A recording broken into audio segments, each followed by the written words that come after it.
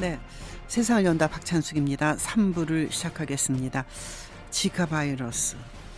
어제 8회 연속 올림픽 축구에 출전한 쾌거를 이룬 우리나라 축구팀의 승전보를 전해주면서도 리우 올림픽이 제대로 열릴 수 있을까 걱정했던 게 바로 이것 때문입니다.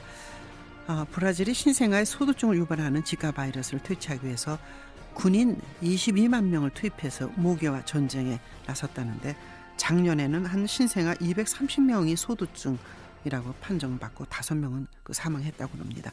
그런데 덴마크에서도 바로 지카 바이러스가 발견됐다는 뉴스가 아침에 들어왔죠. 자, 우리는 어떤 대책을 세우고 있나, 또 세워야 하나? 질병관리본부장 지내신 전병률 차의과대학교 의학전문대학원 교수를 만나겠습니다. 교수님 안녕하십니까? 네, 안녕하세요. 네. 전병률입니다. 네, 교수님. 메르스 사태 때 인터뷰 했었는데 또 이런 걸 가지고 여쭤보게 됐습니다. 네네. 근데 전 세계가 새로운 신종 감염병들이 동시다발적으로 계속 생기는 양상을 보이고 있죠. 네, 네. 환경 때문일까요? 뭔가. 네, 아무래도 생태계 파괴라든지 네, 지구 온난화라든지 네. 그리고 특히 이제 아마존 지역의 열대 우림이 계속해서 이제 축소가 돼 나가는 과정에서 네, 모기들의 어떤 주거 환경의 변화, 그런 것들이 결국은 도시 지역까지 모기들이 확산함으로써 네, 이러한 신종 감염병들이 계속해서 발생되지 않나 하는 생각을 가져봅니다. 네. 그 밀림을 파괴하는 것은 지구의 심장을 파괴하는 거다, 그렇게 경고를 환경 하시는 분들이 말씀했는데요. 네. 일단 소두증을 유발하는, 머리가 작게 태어난다는 얘기죠, 소두증이라는 게. 그렇습니다. 네. 네, 그걸 유발하는 지카 바이러스라는 게 과연 뭡니까? 이 지카 바이러스라는 거는 이제 1947년도 네. 아프리카 우간다에 있는 지카라는 숲 지역에서 원숭이에게 바이러스를 확인했는데, 그 바이러스가 바로 이 댕기열을 유발하는 바이러스하고 동일한 플라비 바이러스라는 게 있는데요. 네. 그런 계열의 바이러스입니다. 이 바이러스가 이 열대 모기에 의해서 네. 인체에 감염이 되게 되면은 그것이 이제 지카 바이러스 감염증이라는 거고요. 네. 특히 이 지카 바이러스가 임산부에게 감염됐을 경우에는 소두증을 가진 어린아이가 출산될 수 있어요. 그래서 네. 그것이 지금 전 세계적으로 큰 문제가 되고 있는 거죠. 예.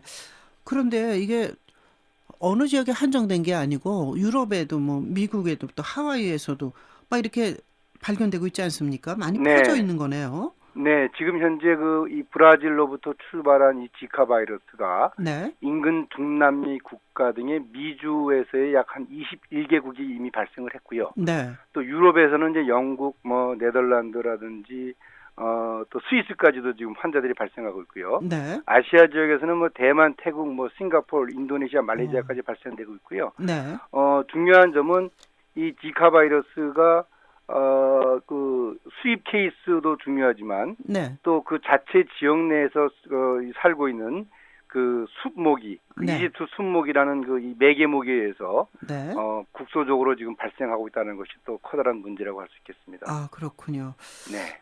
그러면 이게 지금 1947년에 우간다 지카 숲에서 발견됐다는 이 모기가 네. 그동안에 이것을 할 수 있는 어떤 백신을 개발하거나 그렇게 노력을 안 한 건데요. 이렇게 네. 사실 이제 이 최초로 이 바이러스가 47년도에 발견이 됐습니다만 네. 최초 인체 감염 사례는 52년도였고요. 네. 그동안에 아프리카나 남태평양 지역에서 극소수 발생한 사례였기 때문에 네. 그렇게 공중보건학적으로 큰 문제로 생각하지 않았어요. 네. 그런데 이제 작년에 이제 브라질에서 발생을 해서 약 한 4,180건의 의심 사례가 발생하고 소두증만 해도 벌써 270건으로 의심되고 있는 그런 상황에서 뒤늦게 이 감염증의 어떤 심각성을 인지한 네. 브라질 정부와 또 미국의 국립보건원에서 백신 개발과 또 치료제 개발에 박차를 가고 있다는 소식이 나오는데요. 예. 아마도 이제 다른 매개모기에 의한 감염병인 댕기열과 관련된 또 백신이 개발된 것처럼 네.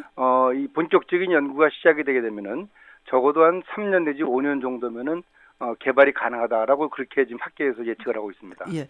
그런데 중요한 것은 지카 바이러스 때문에 소두증 아이가 태어난다. 그 연관성은 규명이 된 건가요? 아직까지 확실하게 상관관계가 규명이 되지 않고 있습니다만, 네. 그래도 이 사례로 이 브라질에서 4,180건 현재까지 의심 사례가 있는데 그 중에서 네. 270건이 의심되고 네. 특히 그 사망 환자가 68명이 발생했는데 그 중에서 12명이 이제 소두증으로 사망한 것으로 예측된다는 점 비춰봤을 때 네. 임산부의 경우에 특히 이 지카 바이러스 감염에 대한 소두증을 상당히 심각하게 우려를 해야 된다. 이제 그렇게 지금 CDC나 WHO가 예측을 하고 있습니다. 예. 근데 이제 어떤 보고를 보니까 모기가 주요 매체인데 일부 그 남성의 정액에서 바이러스가 검출되는 사례도 있었다. 이건 남자도 물리면 그렇게 이제 된다. 그거는 이제 그런 건가요? 사람 대 사람의 감염을 이제 보여주는 사례인데요. 예. 아직까지는 극히 그 예외적인 그런 사례로 지금 밝혀지고 있습니다. 네. 현재까지 밝혀진 인체 감염 사례가 특히 지금 그 인체 이 정액을 통해서 발병된 사례가 좀 3건 정도로 지금 보고가 되고 있습니다만 네. 네. 그것이 뭐 정확한 그 감염 경로라고 단정적으로 말하기에는 아직까지는 좀 섣부르다. 이제 그렇게 볼 수 있겠습니다. 네. 그렇다면 지카 바이러스에 감염된 임신부가 출산한 아이가 분명히 지카 바이러스 때문이다. 이게 명확하게 밝혀지지는 않았지만 그럴 개연성이 높다. 상관관계가 대단히 높다. 그렇게 보는 거죠. 거기까지군요. 네네. 이게 이렇게 그냥 갑자기 우리로서는 갑자기 아닙니까? 특히 이제 네네. 브라질이 좀 있으면 삼바 카니발 들어가고 뭐 리우 올림픽 열리고 하면서 전 세계인들이 모일 텐데 네네. 굉장히 걱정되는데요. 네. 이렇게 덴마크까지 또 뭐 하와이에 어디에 다 한 게 모기가 거기까지 갔기 때문입니까? 아니면 사람이 옮기기 때문일까요? 일단 그 몇몇 국가들은 그 자체적으로 네. 이 숲모기, 흰숲 모기가 이제 그 생식하면서 이 지카 바이러스에 감염이 됐을 때 이제 인체 감염을 일으키는 거고요. 네. 그리고 뭐 영국이나 뭐 또 그 덴마크나 네덜란드나 이런 유럽, 스위스 국가 같은 경우에는 네. 수입 사례, 즉 남미 지역을 여행했던 여행객들이 자국에 귀국한 이후에 네. 이 발열 등 발진 이런 그 증상들이 있어서 확진 검사를 통해서 이제 확인된 그런 사례라고 할 수 있겠습니다. 예. 따라서 현재는 그 해당 국가의 지역 내 발생 사례와 네. 또 수입 사례를 명확히 이제 구분을 해서 네. 이 오염 지역, 특히 말하는 이 자체적으로 그 지역에서 서식하는 이 숲모기, 특히 네. 이집트 숲모기와 같은 그런 모기에서 감염이 되는 지역이라고 됐을 경우에는 특히 이제 여행객들, 특히 네. 여성들, 또 네. 가임기에 있는 여성들이 그 해당 지역 방문을 좀 더 이렇게 신중하게 고려를 해야 되는 그런 상황이다 이렇게 볼 수 네. 있겠습니다. 중남미의 뭐 엘살바도르나 콜롬비아 이런 나라에서는 지카 바이러스가 퇴치될 때까지 임신을 삼가해달라 이런 네. 얘기도 했다는데 아무래도 이제 시기적으로 그 그렇죠. 열대 지역 또 특히 네. 이제 이 하기, 그 여름철에 이 모기들의 서식이 왕성하기 때문에 그렇죠. 예. 날씨가 좀 선선해지는 그런 지역, 그럴 때 이제 임신을 예. 해도 좋겠다 이제 그런 얘기가 되겠습니다. 근데 전 좀 궁금한 게 지카 네. 바이러스에 물렸어요. 네네. 그런데 이게 얼마 동안 인체 내에서 바이러스가 생성된다고 그럴까 생존하는 겁니까? 뭐 시간이 지나면 자연스럽게 없어지거나 그런 건 아닌가요?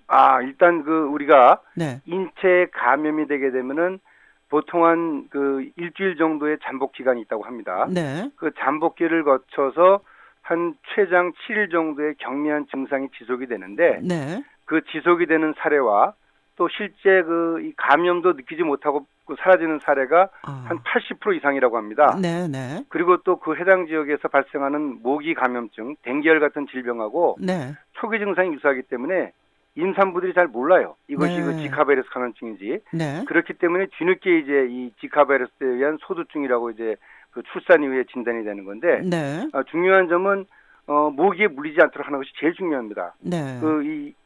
모기에 물렸다고 그래가지고 그것이 어느 정도 바이러스가 생존해 있느냐라는 그런 문제보다도 네. 특히 이제 임산부, 네. 임신이 예정된 그런 시점에 있는 여성들이 모기에 물리지 않도록 하는 노력, 그리고 모기를 퇴치하는 노력, 네. 그런 것들이 제일 중요하다고 할 수 있겠습니다. 건강한 사람이 물렸을 경우에 그런 바이러스가 인체 내에서 생존 또는 생성하는 기간이 있습니까? 아니면 영원히 그 바이러스 가지고 가는 겁니까?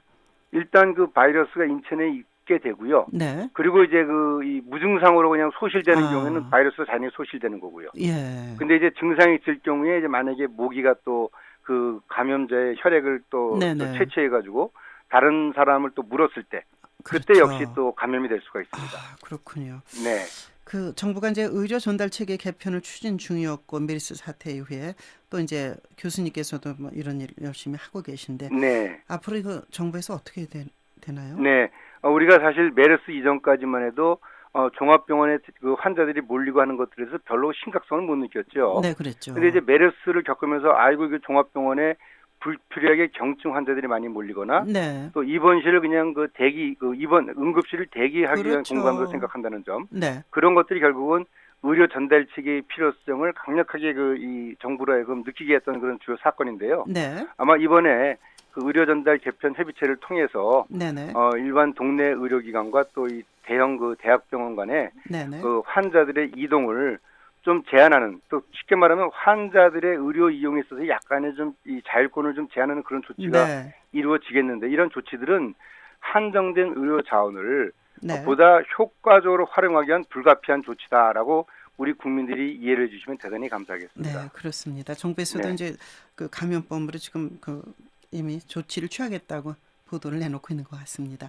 네. 오늘 말씀 잘 들었습니다. 고맙습니다. 네. 네, 감사합니다. 네, 질병관리본부장 역임한 전병률 차의과대학 의학전문대학원 교수로부터 말씀 들었습니다. 8시 12분입니다.